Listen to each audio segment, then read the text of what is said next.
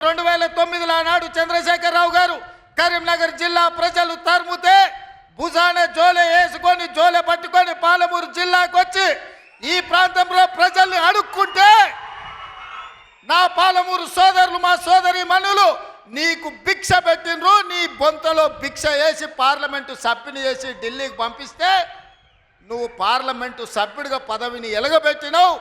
సోనియమ్మ తెలంగాణ రాష్ట్రం ఇస్తే నువ్వు తెచ్చినా అని గొప్పలు చెప్పుకున్నావు. ఆనాడు పాలమూరు జిల్లాను దత్తత తీసుకుంటున్నావు. తెలంగాణ రాష్ట్రం వస్తే పాలమూరు బాగుపడుతుందన్నావు. వలసలు ఆగిపోతాయన్నావు. మా కన్నీళ్లు తూడుస్తా అన్నావు. మా ప్రాజెక్టులు పూర్తి చేస్తా అని మాటిచ్చినావు.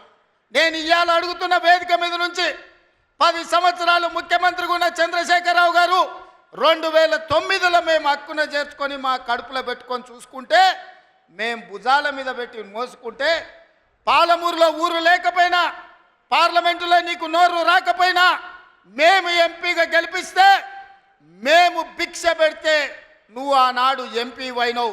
ఆ సంగతి మర్చిపోకు. మరి 10 సంవత్సరాలు ముఖ్యమంత్రిగా ఉన్న నువ్వు మా ప్రాజెక్టులను ఎందుకు పూర్తి చేయలేదని నేను అడుగుతున్నా. ఇవాళ ఈ వేదిక మీద నుంచి పెద్ద పెద్ద మాటలు మాట్లాడుతున్నారు, పొంకనాల మాటలు.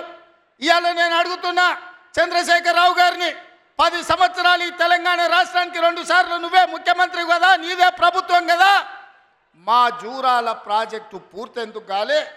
మా కల్వకుర్తి ఎత్తిపోతల కంప్లీట్ ఎందుకు కాలేదు?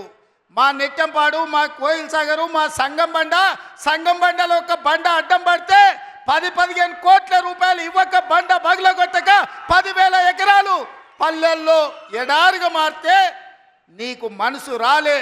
సంగం బండలో బండ వలగొట్టలే. కానీ మేము వచ్చిన తర్వాత ఆ బండ బగలగొట్టి ఆ గ్రామాలకు నీళ్ళు ఇచ్చినాం.